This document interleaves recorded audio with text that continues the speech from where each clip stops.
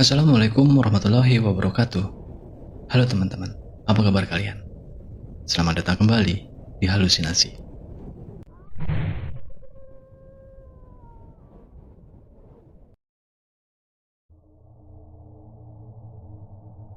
Suara dentuman alat berat menggema dari kejauhan, menggoyangkan genteng-genteng tua rumah-rumah di desa Origin Anom. Di sudut desa yang mulai sepi itu, seorang kakek duduk terdiam di depan surau kecil. Jemarinya bergetar, menggenggam biji tasbih yang sudah menghitam dimakan waktu. Sudah kubilang, jangan ganggu tanah itu, gumamnya pelan seperti berbisik. Tanah yang dimaksud adalah tanah bekas komplek pemakaman lama di pinggir hutan jati. Puluhan batu nisan sederhana berdiri miring. Banyak juga yang sudah tenggelam separuh ke dalam bumi. Namun karena proyek jalan tol baru yang akan melintasi Banyuwangi, pemakaman itu dipindah pemerintah desa. Tentu saja atas persetujuan para ahli waris dan keluarga.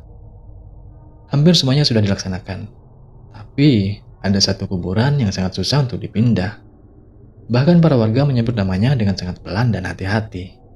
Seolah para warga sangat takut untuk menyebut namanya. Mak Nahidah. Mak Nahidah adalah perempuan tua yang dulunya tinggal sendiri di gubuk pinggir kebun. Hidupnya aneh. Dia sering bicara sendiri, dan dia suka menyimpan kain kafan. Ketika meninggal 2 tahun yang lalu, jenazahnya dimakamkan tanpa upacara besar. Menurut warga, tali pocongnya diikat sebanyak 7 lilitan, dan tidak ada yang melepas. Konon, karena tidak ada yang berani menyentuhnya. Hari pertama pemindahan, 7 kuburan dibongkar. Hari kedua, 10 lagi. Dan hari ketiga, giliran makam Mak Nahidah. Pak Dirman, salah satu petugas gali kubur dari desa sebelah, sempat merasa ragu ketika cangkulnya menghantam peti yang tertimbun. Tidak ada suara kayu rapuh seperti biasanya. Yang terdengar hanya suara seperti tulang yang patah. Kok masih keras ya? Tanyanya pada Pak Ustadz Karim yang datang mengawasi mereka. Mereka kemudian mengangkat jenazah itu ke peti yang baru dan membawanya ke lahan pemakaman pengganti. Semuanya terlihat normal, tapi dari sini semuanya bermula. Malam harinya hujan turun sangat deras. Di sudut jalan yang melintas pemakaman lama, terlihat seperti ada seseorang yang sedang berdiri. Dia adalah Mbok Yati, salah satu warga di situ. Dia terlihat gemetaran, seperti sangat ketakutan. Ternyata beberapa meter di depan Mbok Yati, tampak sosok putih sedang berdiri. Di bawah pohon nangka dekat lubang makam yang sudah dikosongkan. Dia kembali, tali pocongnya masih ada. Teriaknya histeris. 2 hari kemudian, kuburan Mak Nahidah di tempat yang baru ditemukan terbongkar. Petinya kosong. Terlihat jejak tanah seperti diseret membentuk garis aneh mengarah ke barat laut, tepat ke arah bekas pemakaman lama. Dan tak lama dari situ, Pak Dirman ditemukan tidak bernyawa, persis di belakang rumahnya. Lehernya patah, matanya membelalak, dan di sekujur tubuhnya ada ikatan kain mirip tali kafan. Karena itu, tentu saja desa menjadi gempar.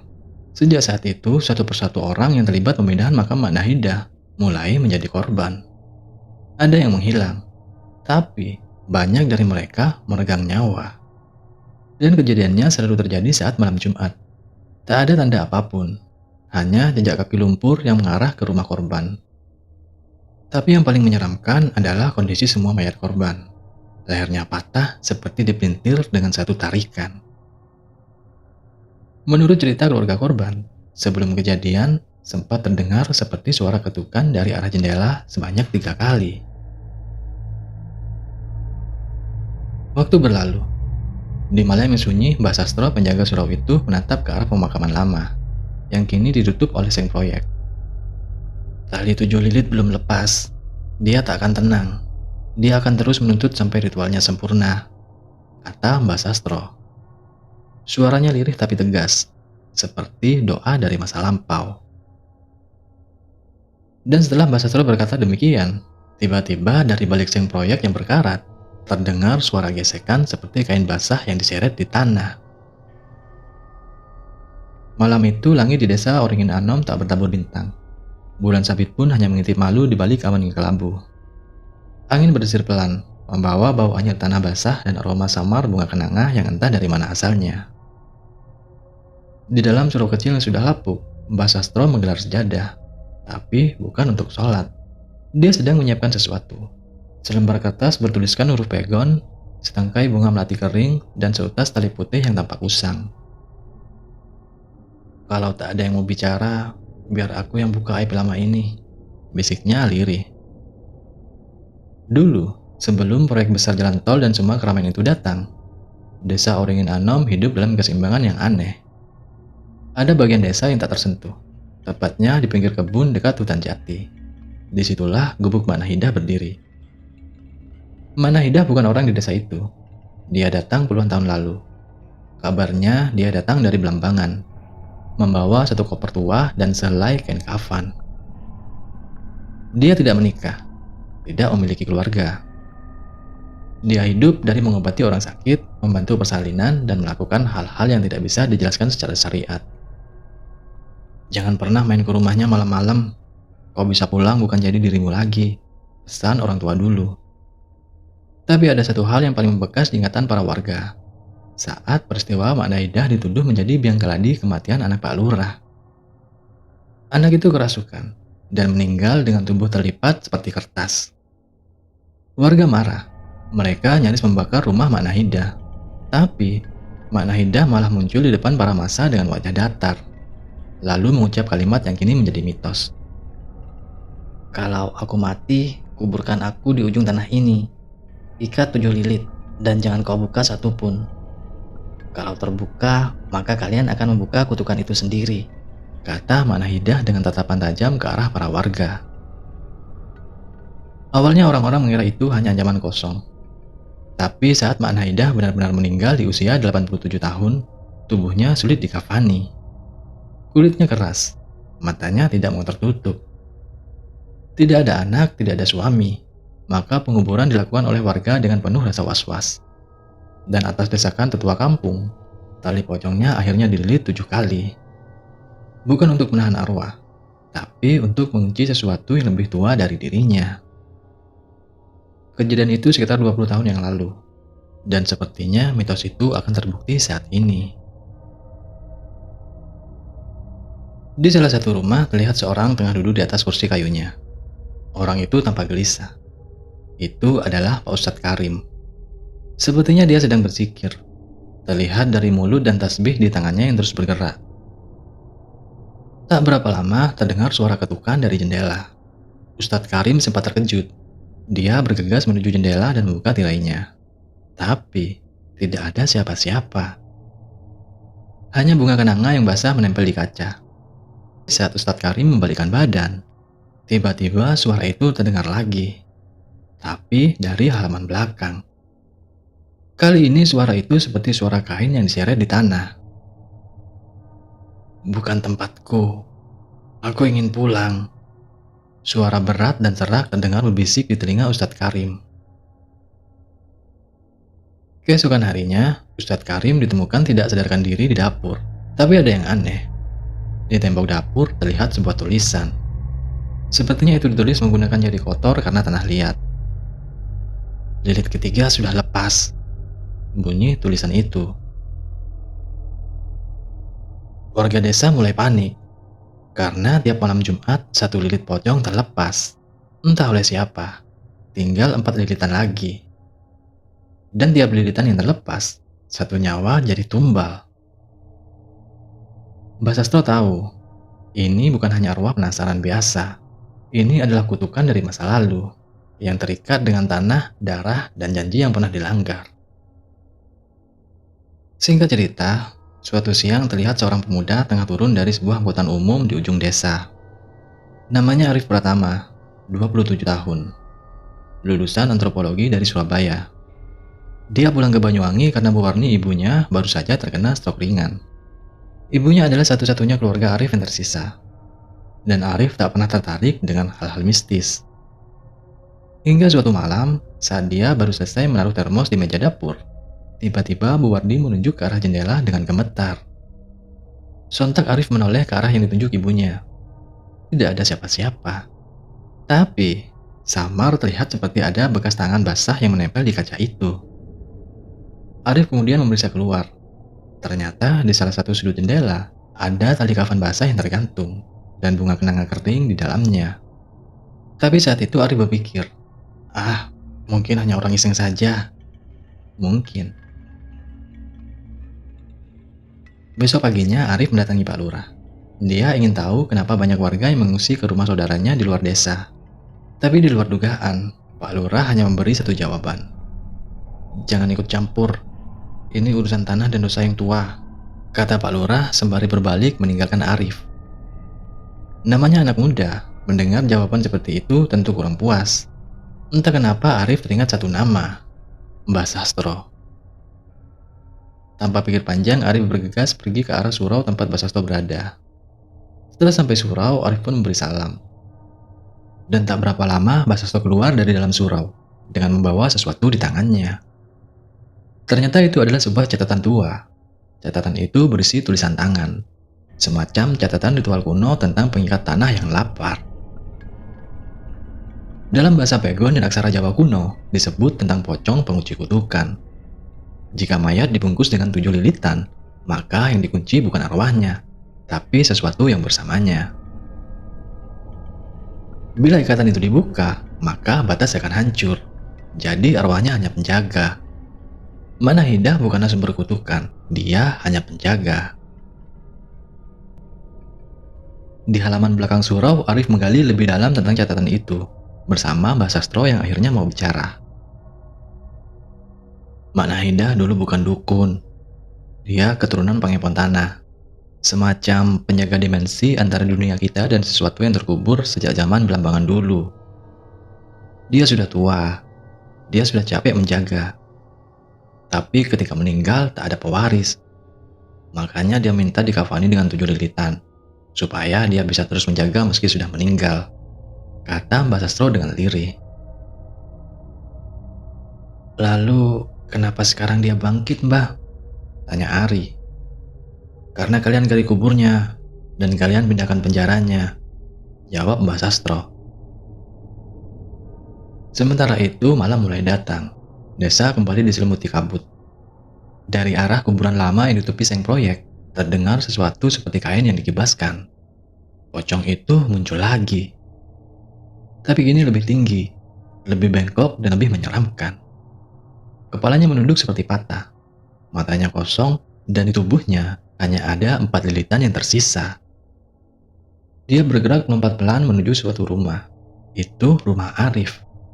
Kali ini dia yang dipilih. Suara ketukan terdengar. Dengan tangan gemetar, Arif memberanikan diri membuka pintu rumahnya. Nggak ada siapa-siapa. Tapi, tiba-tiba udara di luar terasa sangat berat. Seperti dikelilingi uap panas yang membungkus kepalanya. Di ujung jalan tanah yang sepi, samar Arif melihat seseorang berdiri kaku, terbungkus kain putih yang berlumpur. Dan di tubuhnya hanya ada 4 lilitan. Arif langsung menutup pintu dan menguncinya. Tapi saat dia mundur, di belakangnya sudah ada bunga kenanga jatuh dari langit-langit. Ini apa lagi? Tanya Arif dalam hati. Semalaman Arif tidak bisa tidur. Dia tertidur menjelang subuh. Dan di dalam tidurnya, Arif merasa berada di tempat yang bukan dunia nyata. Langit berwarna gelap, tanahnya putih keabu-abuan. Dia berdiri sendiri. Dan di depannya ada lubang kubur yang terbuka dengan sosok berselimut kain kafan di dalamnya. Tapi yang paling menyeramkan bukan pocong itu. Di sekeliling kubur berdiri 6 orang berbentuk lingkaran. Wajah mereka tertutup kain. Tapi satu persatu dari mereka membisikkan nama-nama yang gak asing di telinga Arif. Itu adalah nama warga yang hilang sejak proyek pemindahan makam dimulai. Yang pertama membuka lilitan ada di antara yang masih hidup, kata mereka dengan suara berat seperti penuh amarah. Arif pun terbangun dengan keringat dingin membanjiri tubuhnya. Apa itu mimpi? Tapi di tangannya ada tanah basah seperti bekas lumpur. Hari itu Arif mulai bertanya ke warga yang masih bertahan. Tak banyak, rata-rata sudah pindah ke kota atau ke rumah keluarga. Tapi dari Bu Sutina, perempuan tua yang hampir tidak pernah keluar rumah, Arif mendapatkan satu kalimat yang janggal. Yang melepaskan lilit pertama adalah dia yang ingin Mak Nahidah benar-benar mati, kata Bu Sutina dengan lirih. Arif mulai menggali lebih dalam. Dia pergi ke lokasi proyek tol, ke tenda para pekerja lama. Di sana hanya tersisa satu orang tua, penjaga alat berat. Dia adalah Pak Wardi. Dan dari Pak Wardi ini, terbongkarlah sesuatu yang sangat mencengangkan. Jadi, dulu saat pemindahan makam Mak Nahidah, warga desa sebenarnya tidak berani untuk memindahkan. Tapi ada satu orang yang ambil inisiatif untuk mengurangi lilitan, agar mayatnya muat ke peti yang baru. Orang itu adalah Ustadz Karim. Arif tercengang, bukan tanpa alasan. Ustadz Karim adalah orang yang paling vokal soal kesucian. Dan pengusiran arwah dia bilang cuma akal-akalan saja. Dan tali lilitan itu cuma untuk menakuti warga saja. Maka dia potong satu. Aku lihat dengan mata kepala sendiri. Dan sekarang Ustadz itu hilang entah kemana. Malam kemarin kabarnya pingsan di dapur. Tapi ketika warga datang pagi-pagi rumahnya sudah kosong. Hanya ada tulisan tanah di tembok dapur. Dan di kamar Pak Ustadz ada sesuatu yang tidak bisa dijelaskan. Benda itu seperti kulit manusia yang digulung rapi di dalam sejadah, kata Pak Wardi. Arif kembali ke rumah dengan nafas tak karuan. Dia tahu, sekarang ini bukan hanya soal arwah penasaran. Ini perburuan. Dan malam Jumat berikutnya lilit kelima akan terbuka. Tapi pertanyaannya, siapa yang akan diambil? Dan yang lebih mengerikan lagi, apa yang terjadi jika semua lilitan terbuka? Malam itu hujan tidak turun, tapi tanah tetap basah. Angin berhenti berhembus, seolah desa berada dalam toples kaca besar yang tidak ada udara. Arif duduk di ruang tengah dikelilingi dupa dan raja yang diberikan oleh Mbak Sastro. Tapi dia tahu, itu hanya menunda, bukan menyelamatkan. Di luar suara azan Isya sudah berhenti, tapi ada suara gemuruh yang menggantikan. Lepaskan sekarang, kata suara itu. Arif buka mata, tapi dunia di sekitarnya sudah berubah. Dia berdiri di lorong sempit dengan dinding tanah berwarna merah. Atapnya melengkung, dan udara di dalamnya lembab serta berbau busuk. Di dinding tergantung kain kafan yang masih basah, dan dari tiap kain menetes darah tipis ke tanah. Di ujung lorong ada makam batu tua bertuliskan huruf pegon, dan di atasnya berdiri sosok tinggi berserubung kain putih. Sosok itu matanya berlubang, mulutnya terbuka, tapi kini hanya ada 2 lilitan. Sosok itu kemudian mengeluarkan suara gemuruh, tapi anehnya, Arif mengerti apa yang sosok itu katakan. Kau dipilih karena kau menggali terlalu dalam. 1 lilitan untukmu, Arif, kata makhluk itu sambil melompat dan menembus dada Arif. Arif berteriak dan langsung tersadar. Ternyata Arif masih berada di dalam rumahnya. Tapi anehnya tubuh Arif basah dan kotor seperti ada lumpur yang menempel. Dan di bawah tempat tidurnya ditemukan kain kafan berwarna merah tua. Keesokan harinya desa Waringin Anom gempar dengan ditemukan jenazah tanpa kepala di sumur tua. Dan setelah ditelusuri, ternyata itu adalah Ustadz Karim. Tidak ada tanda apapun. Hanya lilitan kain kafan berserakan di sekitarnya. Dan anehnya, setiap lilitan kafan yang ditemukan bertuliskan nama warga desa. Nama-nama itu adalah 7 orang yang pernah ikut dalam rapat pemindahan makam, termasuk nama Pak Lurah. Arif kini sadar, semua ini bukan tentang Mak Nahidah, tapi pocong penghukum. Dia tidak mau dipindah, bukan karena arwahnya tersesat, tapi karena tugasnya belum selesai. Dan ketika semua lilitannya lepas, dia bukan sekedar muncul. Dia akan mengganti tempat dengan yang hidup. Tujuan Arif berikutnya adalah rumah Mbak Sastro. Tapi, sesampainya di sana, ternyata rumahnya kosong. Hanya ada secari kertas terletak di meja. Gerbang tanah akan terbuka ketika malam Jumat ke-7. Itu bukan arwah. Itu bukan manusia. Itu kutukan lama yang pernah disegel dengan 7 darah. Kini semua keturunan mereka sudah mati, dan segelnya tinggal satu. Itu kau.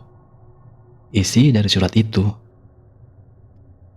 Arif melipat surat itu dengan tangan gemetar. Kini, dia bukan hanya target.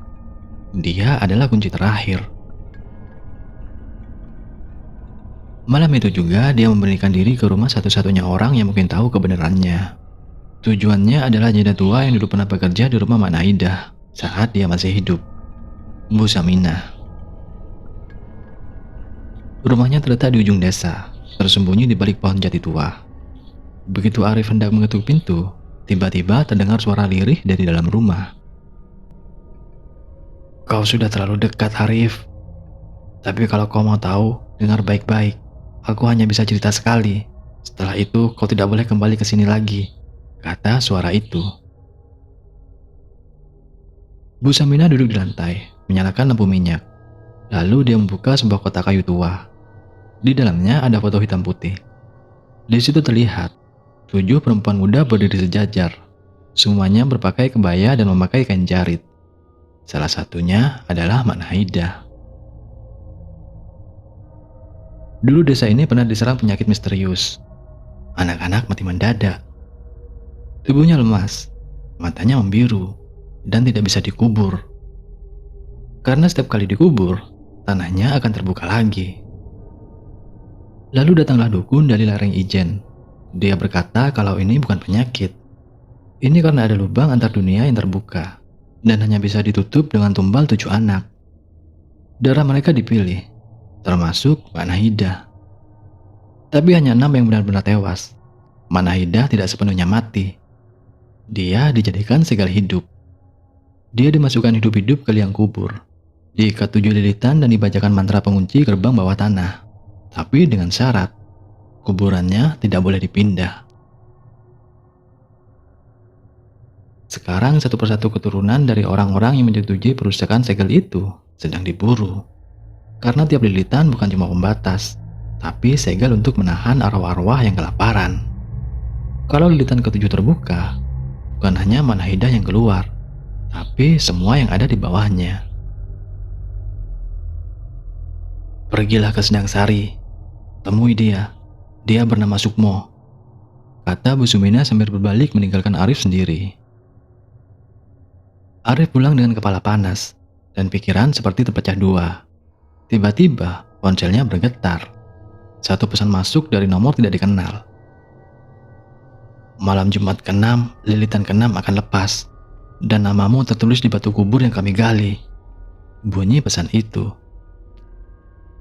Tangan Arif sambil bergetar membaca pesan itu. Tapi belum sempat dia tenang, di bawah pintu rumahnya sudah ada sikat bunga kenanga kering dan cairan berwarna merah kehitaman.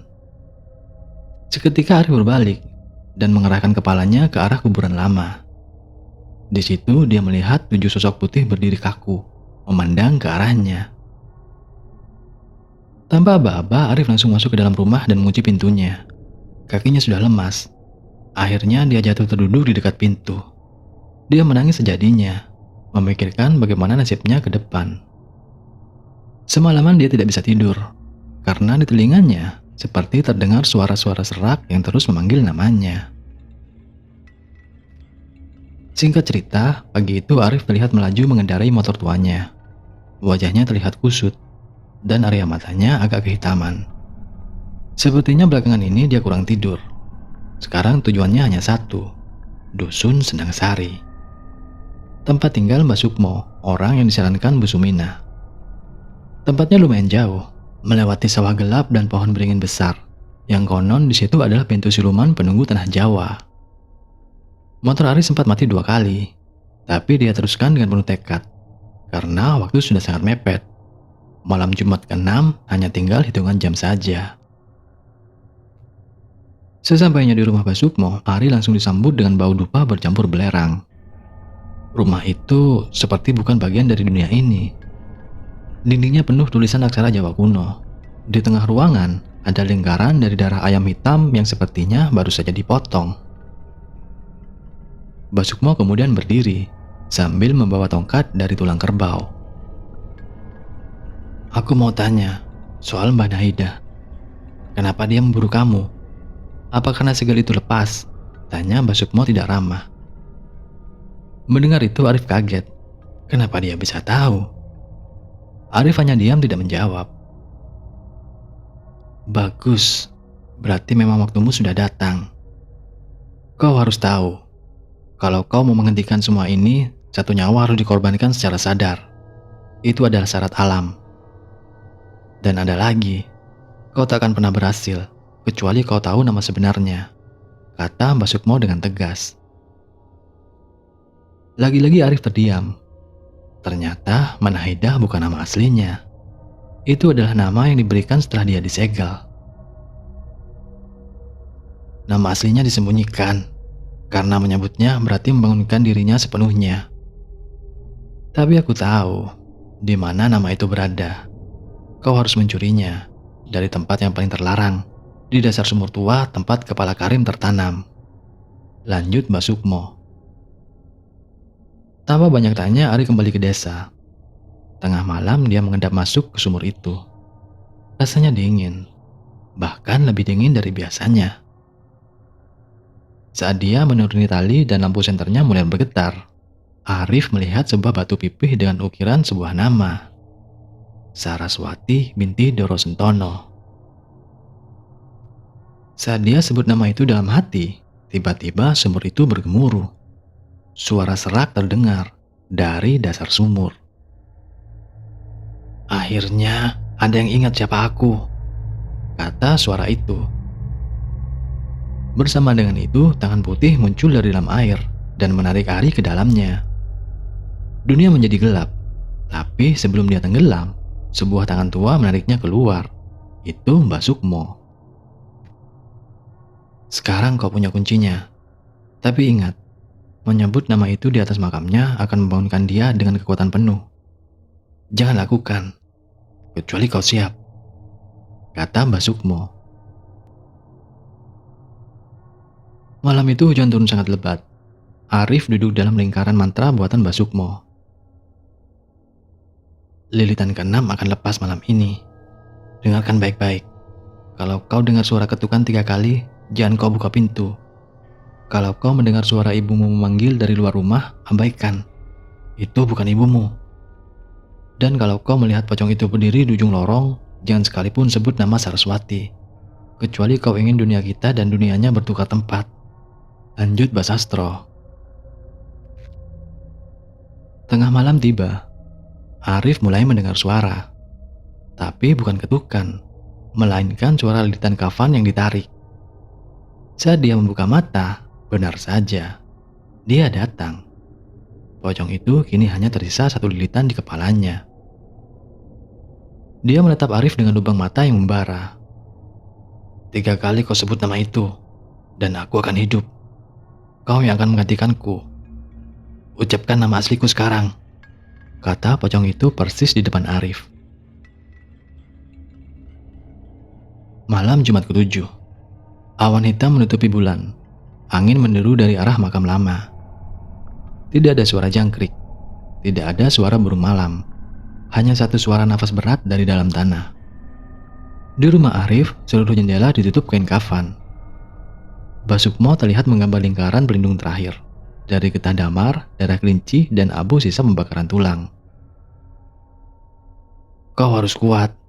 Karena malam ini bukan cuma dia yang datang, tapi arwah-arwah yang pernah disegel bersamanya. Dan mereka lapar, kata Mbak Sukmo. Arif menggenggam potongan batu bertuliskan nama Saraswati. Nama yang menjadi kunci sekaligus bom waktu. Mbak Sukmo menyiapkan keris warisan lereng Ijen. Satu-satunya senjata yang bisa menebas tali pocong ke-7. Tepat pukul 12 malam, tanah di bekas kuburan lama mulai retak. Bumi mengeluarkan aroma busuk menyengat seperti campuran belerang dan darah. Pocong itu muncul. Dia melayang menuju rumah Arif. Kali ini wajahnya sangat jelas. Matanya merah menyala. Rahangnya menganga hingga ke dada. Ucapkan nama itu, kata makhluk itu. Suara yang keluar terdengar seperti tangisan ribuan anak dan lolongan binatang bercampur menjadi satu. Arif menahan nafas, lalu berkata, Namamu Saraswati. Petir menyambar. Semua lampu padam.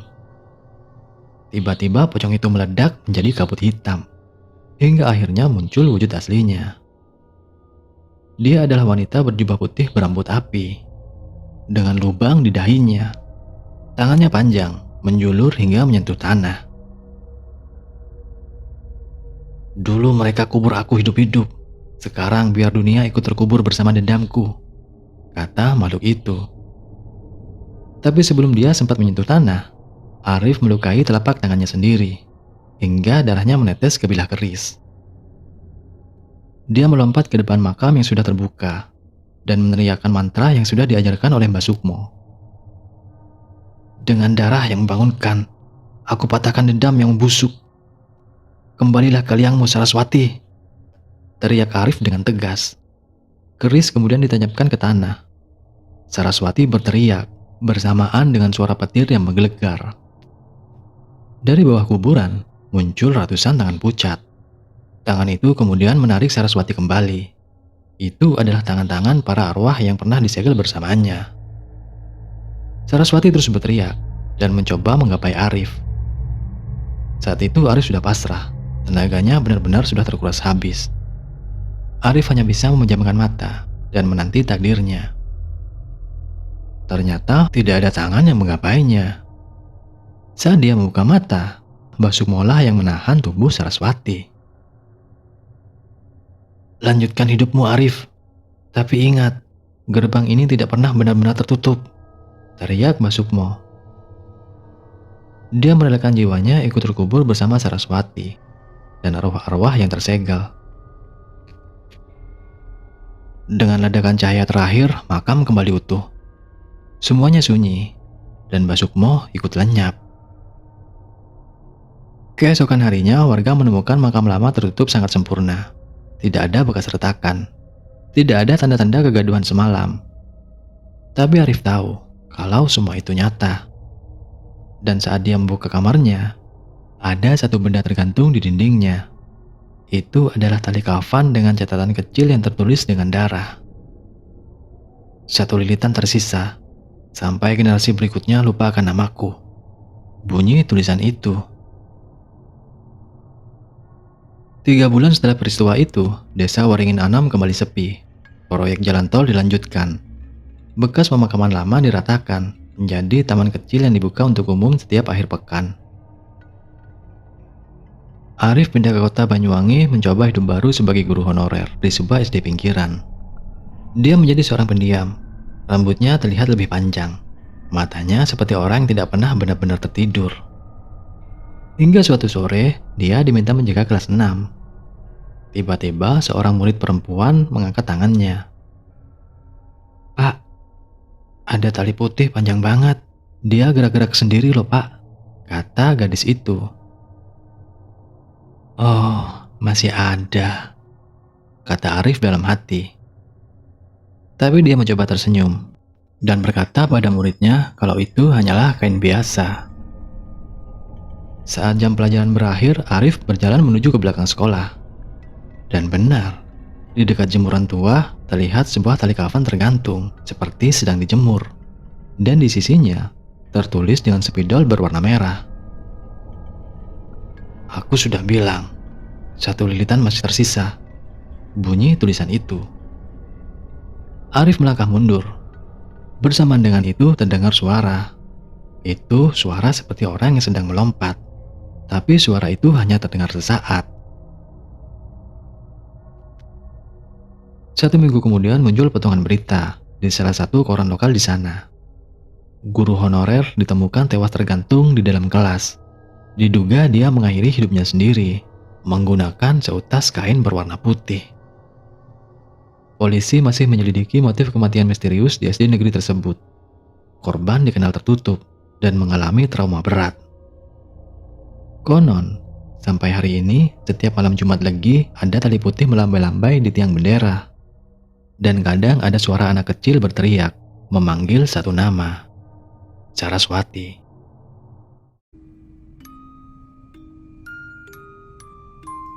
Oke teman-teman, sampai di sini ceritanya. Jangan lupa like dan subscribe. agar nggak ketinggalan sama cerita yang lain. Terima kasih.